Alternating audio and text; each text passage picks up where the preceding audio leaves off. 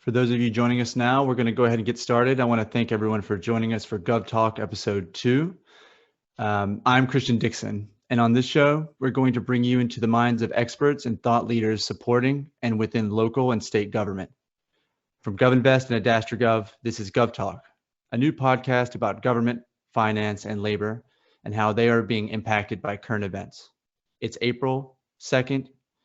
Thank you all for the great engagement at the attendance of our first episode of GovTalk. This week, we'll be continuing our coverage of COVID-19 and how state and local governments are being affected by it. On today's episode, our guest is Anthony Randazzo, Executive Director of the Equable Institute. For those of you joining us live today, we'll be posing questions that you can answer throughout the presentation. On your screen now will be instructions on how to vote for the polls that will come up throughout the episode.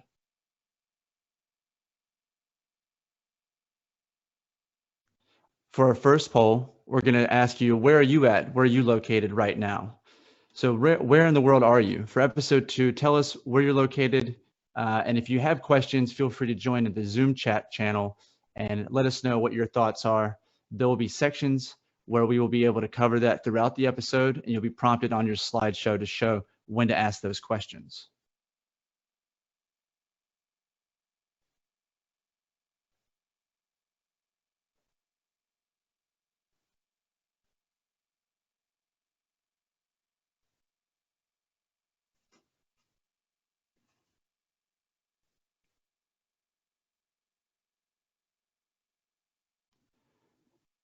As mentioned earlier, we do encourage questions by the viewers to be posted in the chat feed. For the next slide here, we're going to have the instructions on how to do so in the chat Zoom channel. These questions will be posed to the expert, Anthony, to be able to answer directly for feedback live here on the episode.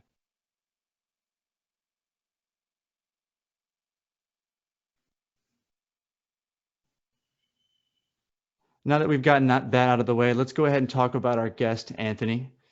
So Anthony comes from a background in education of philosophy and economics, where he took his undergraduate degree at King's College and then moved on to a master's degree for behavioral political economy from NYU.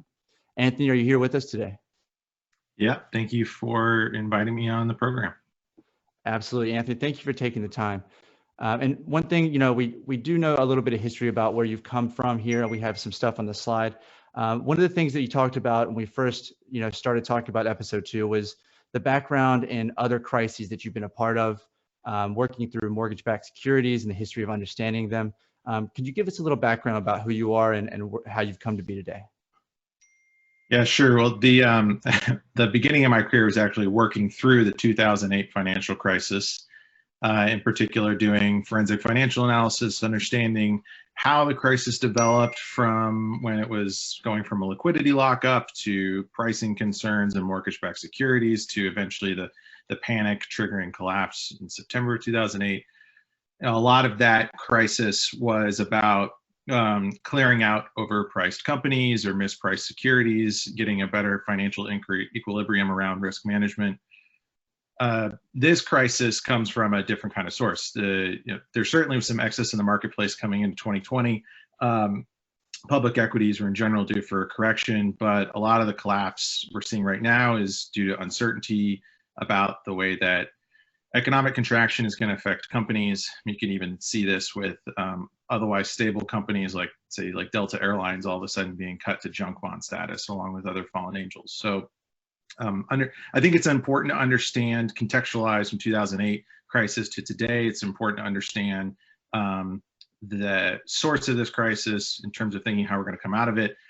Over the last 5 years or so, I've been doing different stuff. I've been doing more practical work with state and local leaders on improving the sustainability of the retirement systems. And I worked with a team in Arizona that designed an overhaul of their public safety system.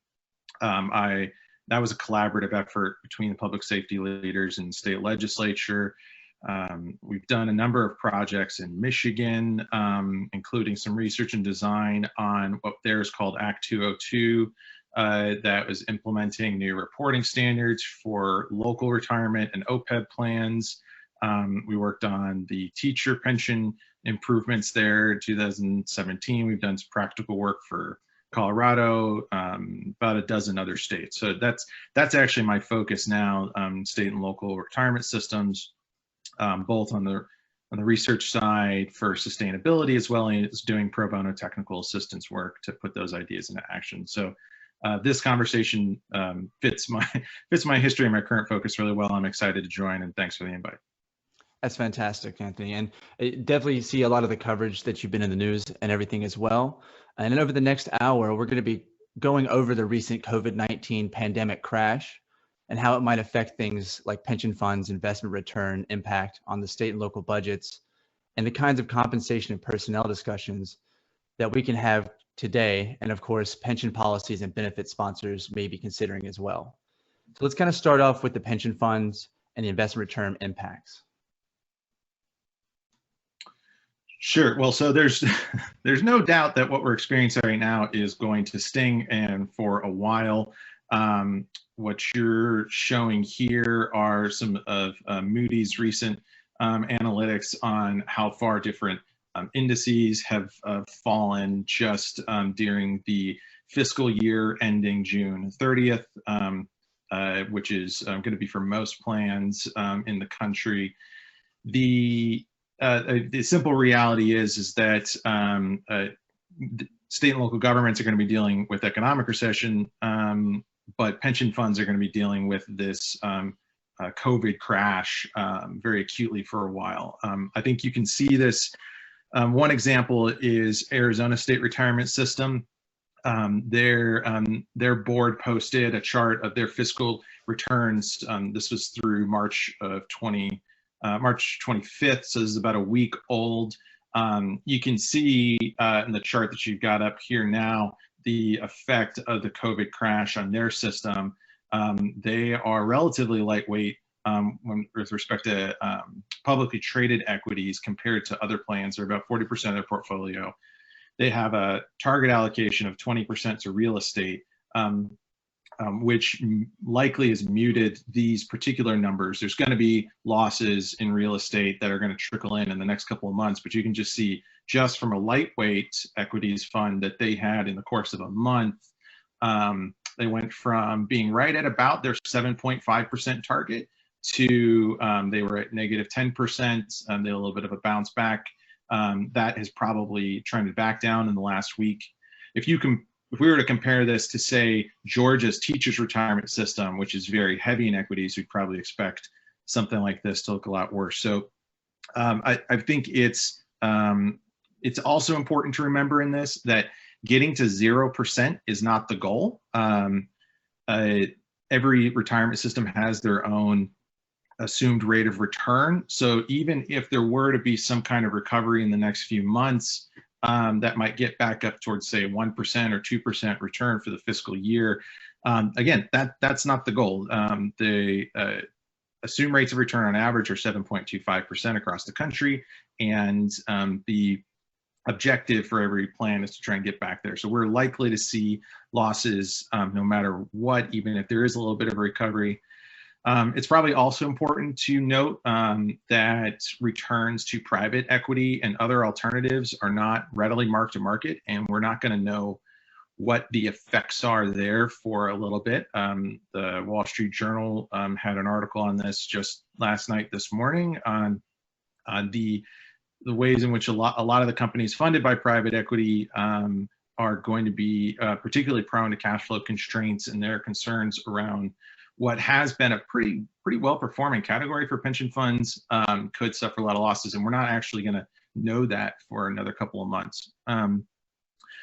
A lot of this is going to contribute to significant increases in unfunded liabilities. So if we think about this from a pension solvency perspective, there's going to be an increase in net pension liabilities.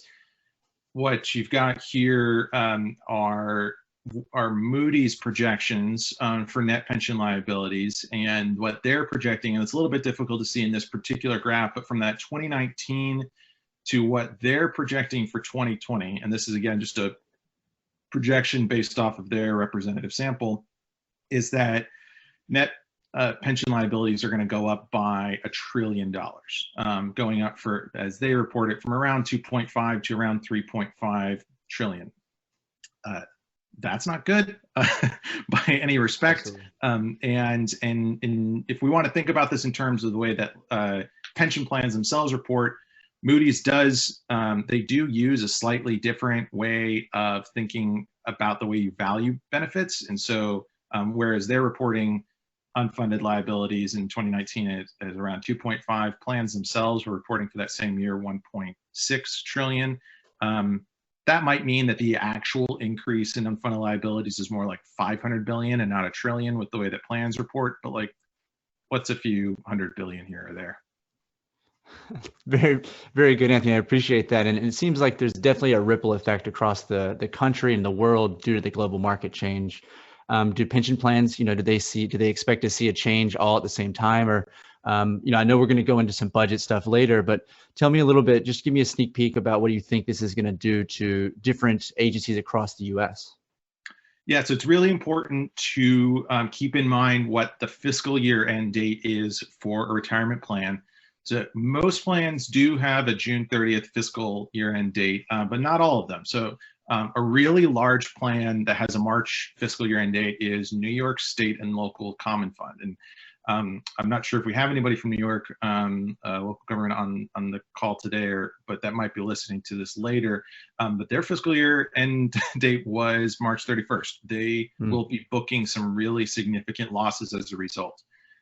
There are large plans like, say, Texas Teachers Retirement System that have an August 31st date. That'll give them a little bit more time to recover. So it's possible that those plans or the December 31 fiscal year end date plans might have a little bit more time to get back in shape. But again, it's just going to be recovering from the serious shock. It's highly unlikely that even for a plan with the fiscal year end date in August that they're going to get back to their assumed return target, just because of all the projections on how long the economic malaise is going to last, insofar as how long a lot of the quarantines are going to last, and even some of what the best case projections are for when the virility of the virus is going to go away. And that's a good point, because over the past week, a lot of the viewers and listeners came in and asked questions about the difference between 2008 and today. Some people are in the same position they were back in that time, and some people have moved up or moved agencies to different states, different pension plans. So there's a question: is how does this compare to 2008? Yeah, so as you're pointing out, I think one of the biggest ways in which this is different than 2008 is the funded status of plans, right? So going into 2008, going into the financial crisis versus here going into the COVID crash. If we think all the way back to the dot-com bubble, on average, the largest state and local retirement systems were 100% funded. Pre-funded OPEB plans are in a better shape. They took a hit with the dot-com bubble and the recession, but they were able to bounce back. There are a number of plans that were really starting to recover to where they were by the time the financial crisis hit. One of the biggest differences between those two recessions and between the financial crisis and its associated recession and today is that on average plans have not been improving. There are about maybe a third of the largest plans that are in relatively decent shape, that they're around 90% or better funded, and they've been able to claw back their funded ratio. But the average funded ratio was around 80% going into 2008, and it was about 73% at the end of last year, and that was at the height of the crisis. Or sorry, that was at the height of markets. So I do think that it is important to note that pension funds were their weakest position in modern history, and I think we can only expect contribution rates to increase. One positive thing, though, and this is on the chart here on the screen now, is that the average rate of return for the last 2 fiscal years was fairly good. 2018 on average had this 9.6% average return. Last year, in 2019, the average return of plans was below their assumed rates, but it was still fairly decent at 6.6. Where that then goes over the next 2 years is is likely that's likely to have a positive muting effect because there's 2 strong years that are going to get phased in, as opposed to 2018 where we had two sharp years. But again, there's a lot of unknowns as to exactly how this is all going to compare to 2008. And that's a really good point. So one of the things that we've talked about as well as far as the rate of returns and the contribution rate is just expecting the differences between back then and today, and the more conservative metrics and assumptions that we're looking at today. Do you see that being an impact in how we can bounce back from this? Yeah, it's not going to hurt. I mean, the average assumed rate of return in 2008 was around 8%. It's a little bit under 8%, whereas currently I think the average assumed rate of return is about 7.2%. The median is 7.25. So that means that there's going to be relatively less underperformance. I think that's only maybe just a silver lining in all of this. It's the simple reality is that even 7.25 is very overly optimistic. The plans that were really trying to get ahead of this kind of a problem, like Michigan moving to 6.8%, South Dakota moving to 6.5%. They're being talked within CalPERS of thinking about the next 10 years as likely earning more like 6 to 6.2%. That's plans did not get that low on average, and so there's only so much benefit in the assumed rate of return being lower this time as opposed to 2008, but it doesn't make it worse. Well, you mentioned CalPERS. Do you see that pushing their discount rate down with this impact, or is this something that they're just going to take in over the course of time and expect a quick change, or something that'll take probably a few years to see anything happen? I think the latter is most likely. I think CalPERS is a very thoughtful organization in how they're thinking about the use of their discount rate. I think CalPERS management and their board are very conscientious of the fact that when you lower discount rate and the assumed rate of return, that it does have a downstream effect on contributions. Even though they should be thinking about just let's mark our asset values and our liability values as accurately as possible, and then figure out the contribution rate. They do think about those two things together, so I think they're likely to move slow. I also think that they were already thinking realistically about this, and the CalPERS CIO has been very open and direct in talking about what their 10-year forecast was, and that it wasn't going to be anywhere close to a 7% assumed return. The only reason why they could even project a 7% return was over a 30-year period, and that is just assuming that markets revert to a historic norm 10 years from now. I think it's becoming increasingly clear to folks that is not going to be the case, that we're in a new norm, that this COVID crash is not an aberrant event, that this is just another event within the new normal. So I do expect that their assumed rate of return and discount rate will decline, but I would be shocked if they made any kind of quick decision.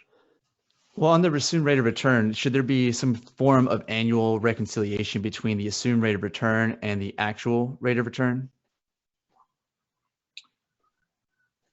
Pension plans do that already. Pension plans are regularly looking at those, at the difference. I personally think that most retirement systems need to do their experience studies where they really look at that closely. They need to do them more frequently than they do. Most do them over a 4 or 5 year period. I think that given the rapid just change of markets and demographics and broader sociological changes, that retirement systems should be doing robust experience studies on a more frequent basis, more like 2 to 3 years at the most, and to try and reconcile those differences. I also think that it's better from a sustainability perspective for retirement systems to think about their assumed rate of return in a conversation completely divorced from contribution rates, and that it's better to have a more accurate measure of what your future liabilities are, and then figure out how you can pay for it. Maybe phase in contribution rate increases if you can't afford to lower your assumed return and pay the contribution rates immediately, as opposed to having those conversations in conjunction, which is oftentimes what happens. But again, pension plans they're constantly looking at these two things. Mm-hmm. What some are likely to say is that let's not overreact to this crash. And it's true that you don't ever want to overreact to one good data point or bad data point. Right. I would just counter that this is not an event to react to one way or the other. This is another data point in what is the current new normal. Well, and that's another powerful question that comes along and segues from that is defined benefit pension plans. Are they still viable in a market where it's shifting so heavily towards, an unpredictable return? Yeah, absolutely. Defined benefit plans are completely viable in this environment. They're just more expensive. There's no reason why you can't have a well-run defined benefit plan in this market environment, assuming lower investment returns, lower payroll growth assumptions, using frequent adjustments to your mortality assumptions, making sure that you've got risk adjustment features built in the way that South Dakota and Wisconsin and recently New Mexico have adopted. You can absolutely do it and run a well funded pension plan in this environment, but it's just not as affordable as it was in, say, the 1980s, when you could have a defined benefit plan, assume you're going to get 8 or 9% returns, and thus just have a lower cost for deferred comp plan. And that's you mentioned something very important I want to dig into, which is the cost. It's a more costly system to have. Even for those who are defined contribution, there's a cost affected by what we're seeing today. What do you see as the budget impact of this for state and local? Is there, obviously it's going to have a ripple effect in the budget no matter what, but on the pension side, what are you seeing? What are you looking into yourself and Equable? That's a lot harder to predict because we don't know how states are going to phase in some of these changes. We know that there are going to be budgetary effects. We know that they're not going to be great. We also know that they're not going to land immediately. Contribution rates are usually determined fairly well in advance. Pension and OPEB contributions for the fiscal year that's going to run, say, July 20 to June 2021, like those contribution rates have already been determined. They're built into most budgets that were either already adopted or being considered right now at the state level. So the effects of what we're looking at in the COVID crash and how it's going to affect contribution rates and thus have a downstream effect on state and local budgets are not likely to really start to be felt until the summer of 2021 and in some cases 2022. So going into that a little bit more, I want to offer the audience here, there's a poll up now, which is going to ask, which of the following do you anticipate happening? Go ahead and vote if you have a chance to text Choice Leaf 984. That's Choice Leaf, LEAF 984 at 3237607 and vote. We have workforce changes as an option, as what do you think will be happening? Pension cost and liability increase seems to be taking it up at 85%. We just had a vote for OPEB cost and liability increase. We're seeing a little bit on the changes to actuarial assumptions potentially, but nothing yet on pension policy changes or benefit legislation. Do you have any comments on that, Anthony? Yeah, I don't want to skew the poll here, but I definitely think that there's going to be changes on pension policy and benefit legislation in the next 5 years. I think maybe one of the ways to think about this question is, what do we anticipate happening over the next 6 months? What do we anticipate happening over the next year? What do we anticipate happening over the next 5 years?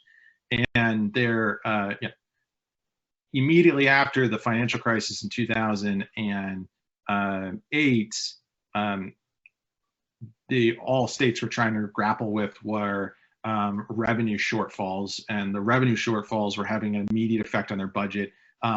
That's what they were dealing with in 2009. I think that's one of the things that you see on this slide where there's in these different cycles, you do see some serious change in revenue, and that's just from the broader economic concerns. That's not on the cost side.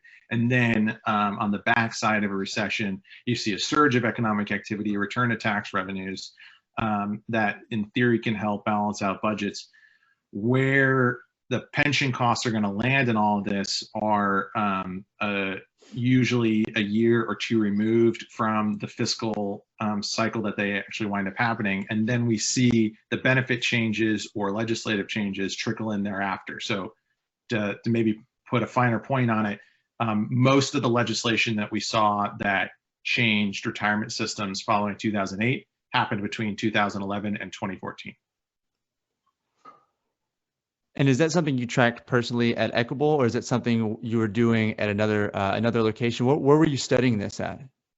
Yeah, so I mean, we track all legislative changes ourselves, but actually the resource I would point you to on this, the best one out there is from NASRA, from the National Association of Retirement System Administrators, and they keep it's basically a running document of every state and every little jot and tittle, every little major or minor change that has been adopted to a large statewide retirement system or large local retirement system, and it keeps a pretty good history going back about 15, 20 years, they missed a couple things here and there, and we shared with them. But on the whole, I think it's one of the better resources if you're just interested in the history of how states and cities have responded to this. And you mentioned it's got a history. I haven't personally seen that. Does it have information on the years of rates of return for the different systems across the country, or is it just focused on more of an aggregate type of calculation? So what NASRA has is they have a document that breaks down every state's legislative changes. They also have, if you go to NASRA's website and you look under their investment section, you can see in aggregate how assumed rates of return have changed overall. If you want to get into the weeds on which states changed their retirement systems when, public plans data's database is probably your best easy resource to get to that, or you can send us an email and we'll send you our historic data. We track the last 20 years or so at a plan level. We just don't have our database available to the public the way that public plans data does, but they're another good resource for that. Thanks for that, Anthony. And talking a little bit more on the investment return, we have a slide up now that talks about what people are expecting from their pension plan fund this fiscal year. But there's a wide range of perspectives and viewpoints on this, but a lot of them are landing at below 0%. But the impacts do differ across different plans or different times. What are a few important questions that agencies should be asking themselves? With how things are today? Yeah, so one big one is, what's your fiscal year end date? Wisconsin, for instance, has a end date around December 31st, and so they had to book losses at one of the worst points of the 2008 crisis, and so booked a major loss, whereas a number of plans were able to gain a little bit of recovery by the time they got back to June 30th, 2009. On the flip side, Wisconsin's going to be in a slightly better position this time around because the crash started in March. And so theoretically, they'll have a little bit more time for recovery by the time we get out to December. So that's really one of the biggest questions is, what's your fiscal year end date? Where's market returns at that point? I think it's also important to note that the effect of the COVID crash losses on your state or local pension system or even OPEB funding are going to be muted if you spent the last 10 years focused on reducing unfunded liabilities, improving funded ratios, adopting more conservative assumed rates of return. Like the better that your plan was over the last decade, the better it's going to have weathered this particular crash. And so I ask, what is the assumed rate of return that you're just trying to measure what actual returns are against?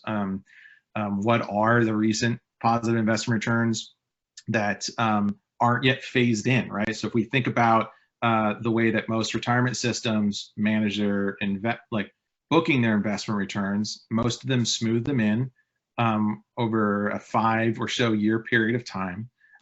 They're only going to recognize 20% of the current losses for the fiscal year ending 2020. And they may have some pretty decent returns from 2017 or 2018 that yet have to be smoothed into their actuarial return. And then most plans use the actuarial return to determine contribution rates. So if a plan has had good positive recent investment returns, that might mute some of the losses. It's also really important to think about what policies are in place just to amortize the contribution rates themselves. There are certain large plans that have really struggled to, I'll single out Texas Teachers Retirement System because they were at around an 80 or 90 year window to try and get their unfunded liabilities paid down before they went into the last legislative cycle. The state dumped a good chunk of money into Texas TRS and ramped up contribution rates over the next couple of years. That lowered their funding period to around 32 years. Well, that's just going to make it a lot easier to weather this storm than if they were at that 80 to 90 year period. And then the question is, taking whatever losses happen now, how are those going to get phased in over the next couple of years? Are those going to get phased in over a 20 or 30 or even longer period of time? And so, there's an impact from the pension funds themselves. There's an impact from the investments that are made. Obviously, the impact to the state and local is other things that that hit their budget as well. One of the things that you've done some studies on and have talked about is the impacts to compensation and personnel. Can you give us a little bit of a look into what you're thinking about or what you're having people consider? Sure. Yeah. Well, when it comes to like workforce and personnel, just sort of like taking a 30,000 foot view here, I think it's really unknown what the degree to which this pandemic is going to reorganize economic and social life. There's a number of structural changes that we could anticipate coming out of having economic life get shut down so drastically and then not getting back up to speed for a long time. My perspective might be a little skewed because I'm in New York City, sort of at the heart of where this pandemic rests, and there's over 1,000 cases just in my zip code. But there's numerous ways in which the shape of the economy returning might create structural changes. Each different sort of projection on how we might actually get out of this pandemic has different downstream effects on economic and social life. And I think once quarantine and travel restrictions are lifted, whether it's in the next 6 or 18 months, the pace and structure of normal life and how it changes is going to affect government. It's going to affect the way that government services are delivered. It's going to affect tax revenues. It's going to affect government workforce and what the composition of government workforce is. And so just again, at this sort of like high level, as we're thinking about government personnel, I think it's really difficult to project what tax revenues are going to be over the next 2 years because we don't know the shape of the economic recovery. And I think it's even possible that we're experiencing a political rupture that's going to shift fault lines on spending policies and change priorities on programmatic spending. And we're already witnessing some of that at the federal level with debates over federal relief packages. So I think that's really my message right now is to not just assume that there is a normal that we're going to ever get back to. It's possible, but it's also possible that we could have a drastically reorganized economic and social life on the other side of this. And right now, the viewers, Anthony, are going through and they're answering a poll that says, what potential workforce changes is your agency considering? This is a poll from last week's episode. It was requested by a few viewers to be relisted on this episode. And the answers are labor negotiations, working with stakeholders on potential benefit changes, starting internal or external conversations about potential reductions in workforce, and then repurposing workers to help with healthcare or other emergency services. Right now, we're seeing a lot in the labor negotiations, but we do see it shifting. Do you have any comments on what you're seeing or what you're thinking about from your perspective? Yeah, I mean, I do think that this is a highly localized question that it is difficult to comment on too specifically.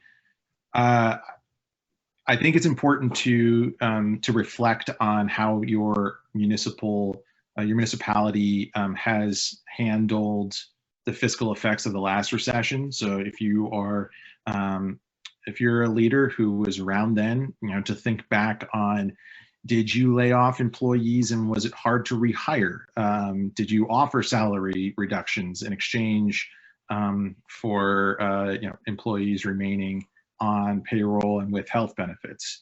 Do you wish that you took some different path that could be attempted now?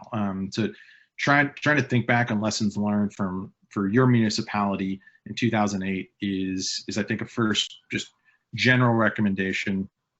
There's lots of questions that need to be asked about budget management and cash flow and costs that I think you guys covered on your first episode. But the other thing I'd say is it's valuable to think about short-term tweaks to compensation to be able to keep your employees if you can. The labor market is very challenging right now. I think we're up to 10 million claims in the last 2 weeks for unemployment.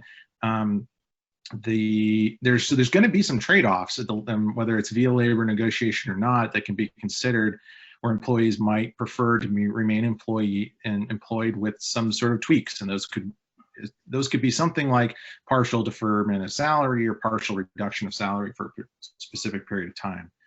And depending on the structure of your labor agreements, it might be a good idea for everyone involved to consider making certain pay non-pensionable for a particular period of time. That could reduce near-term pension costs that are going to hit your budgets in the next year or two. It might make sense to make certain pension benefits that are being earned not eligible for future COLAs for a specific period of time. That could also reduce near-term pension costs on the margin that would help you out in a year or two with your budgets. I just say that any decisions like that should not be taken lightly. They should be collaborative between employees and employers, whether or not there's a formal labor negotiation framework. So stuff like that shouldn't be taken lightly. And that's a really good point. So I'm going to pause here and offer questions to the audience about labor, about the impact of personnel and compensation as it pertains to pension or other things that Anthony would have a question on or be able to answer directly. Anthony, earlier, there's some of the viewers here had some very interesting questions about pension policy and, obviously some things that you're focused on. Can you tell me a little bit more about what Equable is up to these days and how the viewers here could, get some resources, some insights about maybe their pension plan or some things that they're going through? Yeah, absolutely. So we're actually a nonprofit. We're structured as a 501c3. We raise funds from individuals and foundations to do research, as well as, in certain cases, offer pro bono technical assistance in thinking through retirement system costs and their effects on municipal budgets, as well as thinking through the best practices that are being applied in other states and how those might be adopted for your particular plan. So we talk with employers directly who are part of multi-employer plans where they don't have much of a control over their system, and then we also work with plan administrators or state level officials who do have a say in changes or improvements of the retirement systems. A lot of the last couple of weeks have been being responsive to questions and trying to do what we can. So I invite anybody listening to send me an email, and we'll do what we can to just offer our insights of what we're seeing work well. What are the value add that we provide? We work with elected officials. We also work with labor leaders, and we work with outside stakeholders because, from our perspective, the more collaborative discussions around retirement systems are, the better improvements you're going to get, and also the more lasting that they're going to be from a legal perspective. That's fantastic. Thank you for informing the viewers of that. And I'm going to kind of jump it back a little bit where we were, because you mentioned something about COLAs. And this is something that has been brought up a lot over the past few weeks with us on our side. And it's kind of a controversial, but can be very budgetarily effective as well. Can you shed some light on how COLAs can be considered as far as retirement and other facets towards the budget? Yeah, I mean, I just flag this as a very sensitive issue. Inflation protection of benefits is critical for retirement benefits to provide a real retirement income, especially in the context of the growing cost of healthcare. On the flip side, reduction of COLAs for retired workers is often one of the most effective tools at reducing costs, assuming that they're not contractually required or constitutionally protected. So this is one of those issues where you have to recognize that different stakeholders have very different perspectives, and you've got to have a clear sense of what your objectives are when you're thinking about making an adjustment to COLA. There is a very serious economic effect on retirees when COLAs are adjusted. On the flip side, if a retirement system is going to run out of funds altogether, then there's not a pension for a COLA to be based on in the first place, then it's appropriate to make an adjustment. Colorado had to wrestle with this a couple of years ago, where the schools division of their statewide retirement system was projected to run out of funds within a 25-year period if changes weren't made. And so it made sense for the COLA to be dropped from 2 to 1%, for contribution rates to increase as part of a shared sacrifice. That's not always the case. It's not always that the shared sacrifice approach is the right way to go. But if you put on a hat that says, what can we do to minimize costs? Usually reducing COLAs is a good way to get it done.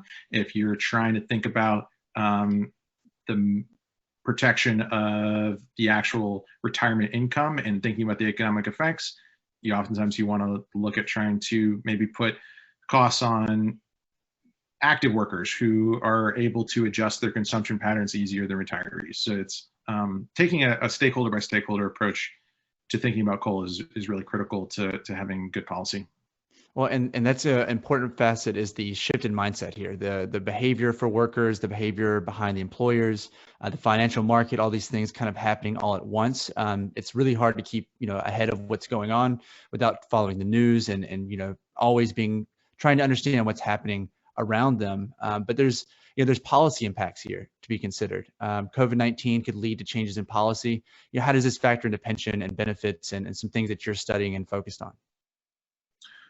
One of the biggest things that we've, as we dropped a handful of things and started picking up a couple of questions over the last couple of weeks that one of the biggest things we've been thinking about is thinking back to 2008 and the years following that, and looking at what states and cities did, how they responded to the last financial crisis and recession, and sort of like categorizing them. And, there's a fairly clear list. Some states took pension contribution holidays. Some local employers skipped out on some of their required contributions, just given the revenue effects of the recession, and not being able to always make ends meet. That's just some things that some states had to do. There were states that decided they were going to opt to create new tiers of reduced benefits for new workers or unvested employees. We saw a lot of these get phased in 2012, 2013, 2014.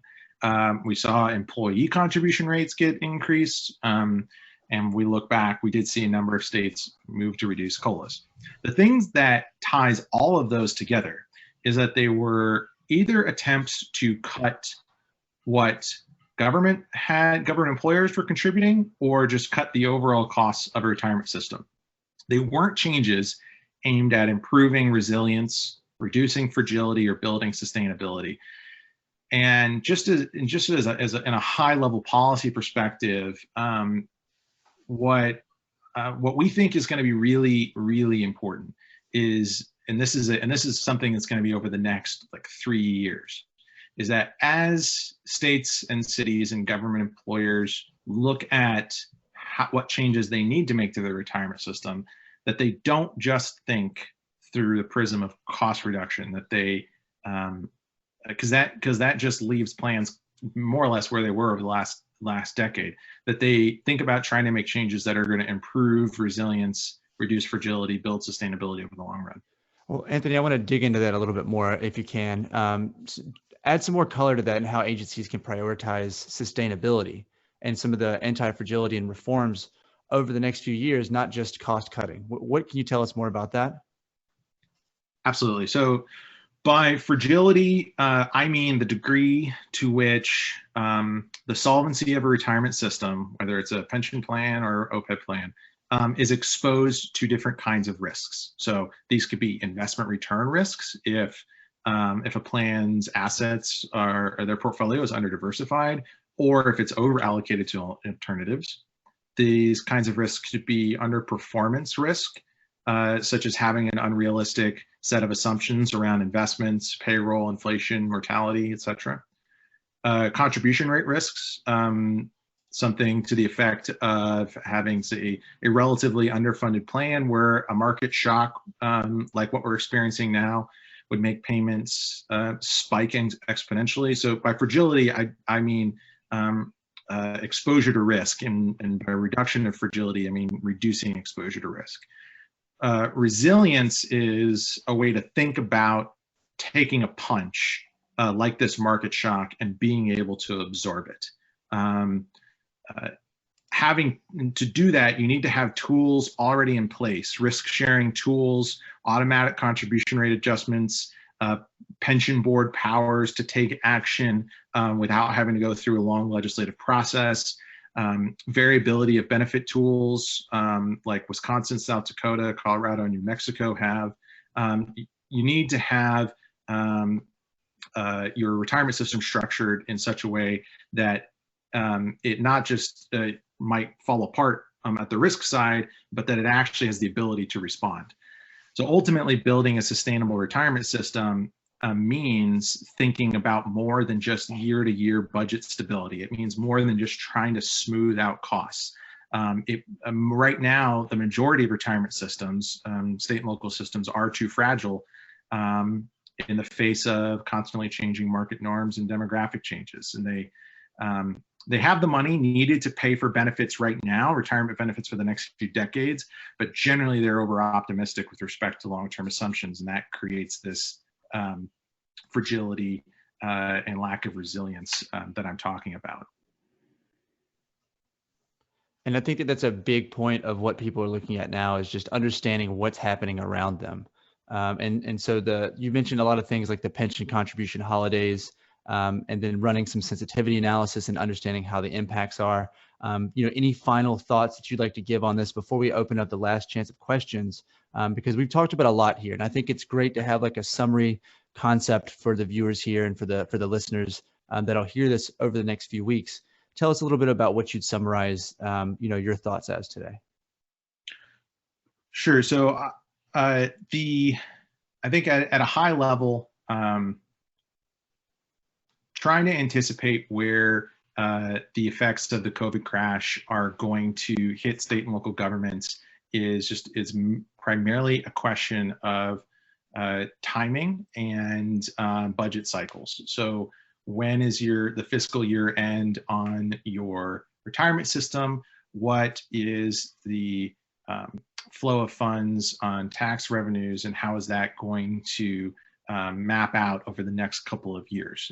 And moving out the tax payment date is part of that discussion, because there are going to be states that are not going to get the kind of revenue they're anticipating later this month until June. So there's just, at a high level, one of the biggest questions to be thinking about and subjects to be thinking about with respect to saying, what's this going to do to me, is to think about timing.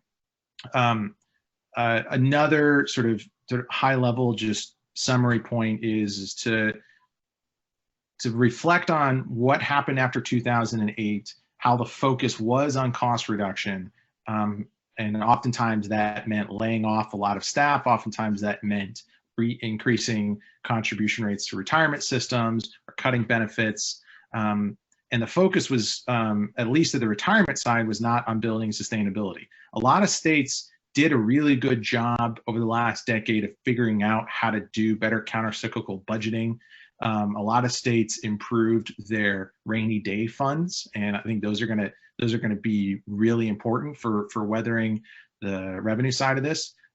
But the retirement systems, ultimately, the changes that were made, with a few exceptions, were just really tweaks around the edges or attempts at cost reduction. So the kinds of changes that I would prefer states be considering over the next few years is, if you're going to do a pension contribution rate holiday, if it's unavoidable to do to skip out on a portion of retirement contributions, if you've got to do it, don't just do the whole thing. Think about how for every dollar the pension contribution rate holiday you might take, what is that going to cost you over the next 20 years? And you need a fairly decent projection tool to think about how much more expensive each next dollar is going to be.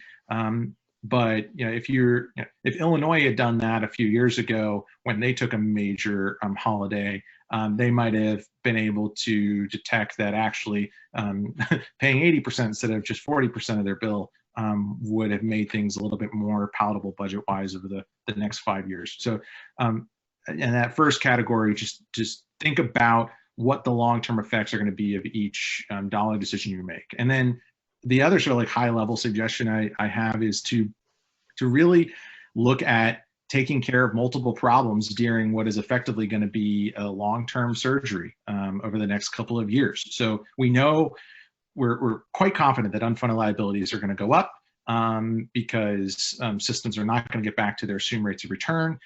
Knowing that, it would be a really great idea during the next valuation cycle to lower your assumed rate of return. That's also going to cause your unfunded liability amount to go up, but it's just going to happen all at once. It doesn't trickle out. And if you're going to already be having a conversation about how do we amortize these costs, it would be much better to say, let's just get to a realistic assumed rate of return, a realistic discount rate. Let's know what the cost of our liabilities are going to be. Let's know what losses we just incurred. And now let's have a conversation about how we're going to pay for it over time. That kind of exchange just might create for the kinds of anti-fragility, pro-resilience type policies I was just sort of talking about. And if a major state like California wants to be a first mover in this, that could have a fairly positive ripple effect across the country. That's a good point. We usually have a lot of listeners from California, being from California here. And someone asked earlier in an earlier question about CalPERS board review. They're going to be looking at the discount rate in February 2021. What is Equable? What is Anthony? What do you see as a drop in discount rate on average? Is it 25 basis points? Is it a 0.5%? What are you seeing on average with that? What do you think people should be looking at if they do expect a change? Well, if I'm estimating what I think states will actually do, I would think that we're probably going to see 25 basis point moves, and I think we're going to see a number of actuarial firms and state leaders say, let's not overreact. Let's just continue to make minor adjustments.